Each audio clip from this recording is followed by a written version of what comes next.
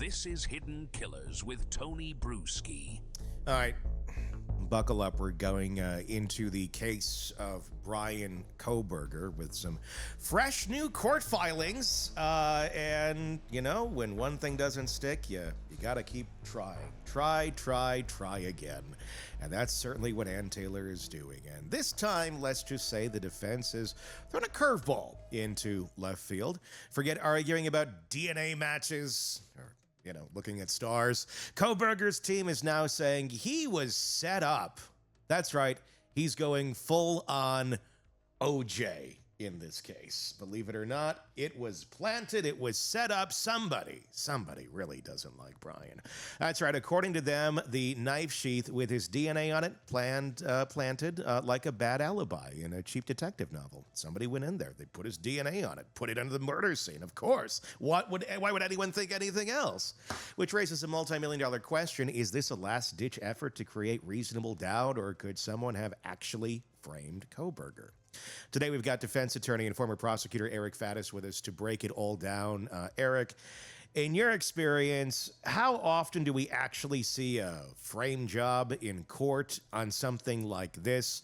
And what does it take to sell that one to a jury? In terms of how often people are framed, it really depends on who you ask. Yeah. You ask a prosecutor and they'll say, hey, that is a fiction. That largely doesn't happen, maybe 0.1% of the time. You ask some defense attorneys, especially ones who've been around for decades and decades, and they'll say, hey, look, man, I've seen it and we've proven it. So the frequency of it is debatable, but it's a difficult road to hoe for the defense, in part because they have to. The next question in terms of you tell someone you're framed, the question will be why? Why would they come at your guy? Why Kohberger? Why frame him for a quadruple homicide he didn't do? And Kohberger doesn't have the same kind of answer that OJ or other folks who have alleged framing do. No, I mean, we've been talking, the Delphi case we talk about a lot. That looks like, not necessarily planted evidence, but just lack of looking at evidence. This is one where it would be something was planted. They're making the accusation essentially and throwing it out into the ether that somehow the knife sheath, the DNA on it that only belongs to Kohberger, was planted by someone. Who? We don't know that. Why? We don't know that. These are questions a jury's going to want to know answers to. You can't just throw out there, oh, he was framed. Why? If you were throwing this out there and you are Ann Taylor, how are you going to present this? I think that the way she could be looking at it is that, hey, there was this catastrophic tragedy in this town. 4 innocent college kids were murdered and stabbed to death in a gruesome way. This town needs justice. This is a small town. This is a college town. It's a small police department. There's a lot of pressure on the police department to find a culprit. And when they thought that they had some evidence against somebody, they wanted to put their finger on the scales and ensure that they would secure this conviction so the community could have some peace and closure. And that's what they did to my client. That could be one way Ann Taylor argues it. Seems like a stretch, especially considering this wasn't like a 5-year investigation. They got Kohberger in the time frame of things, relatively quickly. It wasn't the next day. Excuse me. It went in a couple of weeks, and there was a lot of questions at the beginning of how well are they doing their job. There was a lot of criticism back then. We were one of them raising the flag, going, what the hell's going on over here, guys? And it turned out a lot. They just were holding their cards very close to the vest. So that doesn't necessarily play in the favor of that argument where there's this frustration and all roads have led to nothing. Because they did. They had stuff. They were following it. They ended up going to Pennsylvania and checking out the garbage and then comparing it. And the only DNA that we know of in this case that is completely matched to Kohberger and no one else, how would you go about and get that DNA to plant it? And why Bryan Kohberger? How are you going to find that? And how are you going to get this specifically on that knife sheath in that exact spot. It's not like it's you're just like taking like, this is kind of gross that I even have this here, but I cut my hand the other day. It's not like you have a Band-Aid the person and you're just like, let's smudge it around on the sheath and there's DNA there. No, I mean, this is very specific. It's right where a thumb would go to open said sheath. It seems like quite a stretch. Are we just getting really desperate here?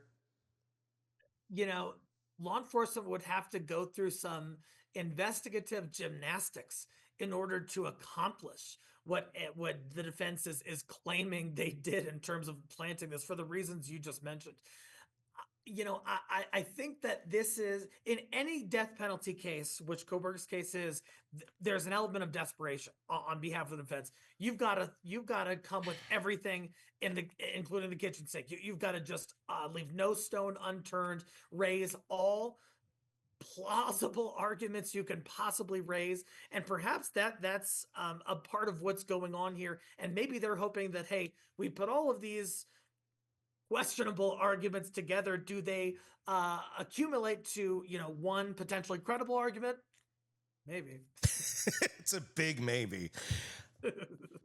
They've already gone down the road of everything else. Obviously, this is before trial, so some of it matters, some of it doesn't. I'm going to ask you just how much this matters. Is they've already run it down going, oh, the science is bad on that. Oh, well, it could have been something else. Or they're running everything. And it's not just that it's not his DNA on it or it's flawed methods. Now it was planted. It's basically saying it is his DNA, but somebody else put it there. When this actually goes to trial, how much of their scheming can actually make it into court? I mean, how many of these, well, first they said it was this, then they said it was that. What do you guys think, jury? Because they don't seem to know themselves. I mean, can that be brought up in that sort of a way? You know, some judges are very permissive when it comes to defense arguments, especially in a homicide case, especially in a death penalty case. Sometimes they'll say, hey, this argument seems a little whack, but it's a serious case and I'll let defense do their thing. Other judges require a credible showing that there is some evidence buttressing especially such an inflammatory allegation like planting evidence like that. And so will the judge on this case require that much of defense before this even gets to the jury? The judge could require that, and the jury, it's possible, might not even hear about it. The, you know, defense doesn't get to go in there and just say, hey, you know, we think the man on the moon did this. There's got to be evidence supporting their arguments. They're pretty close to that, though, really. I mean, they're just like one step away from like that. Like, he loves the stars. Look at. We also have recently, because the judges said, okay, we need to be a little more transparent on this. So we've seen the text message string come out from the surviving roommates. And it puts into perspective what went on, I think, into their minds when you really take into account their age, the way they communicate, and all that. I'm not going to break down, you know, why I think there's nothing nefarious there, because I don't think there is. I just think it's, you know, young, inexperienced people at life that were in a crisis, spooky situation and didn't really know the gravity of it.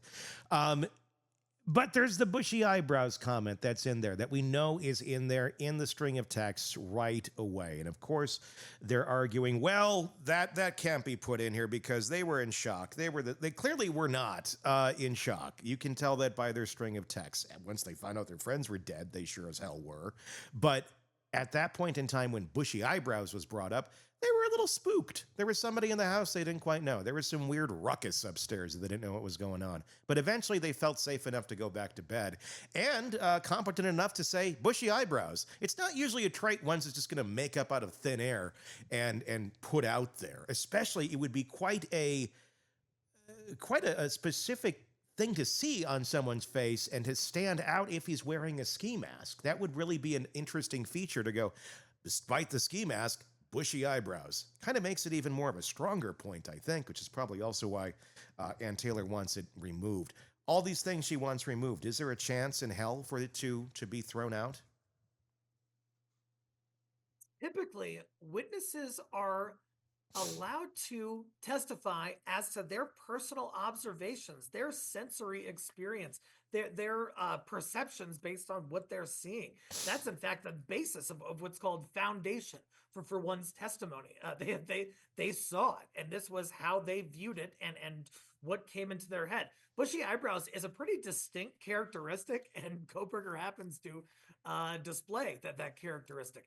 And so I think that the witness is absolutely going to be allowed to testify as to those observations, and defense can cross on it and say, oh, weren't you in shock? Oh, when you're in a crisis, maybe you're not perceiving things as accurately as when you're not, or whatever. They can ask about that, but I don't think it rises to the level of making it inadmissible.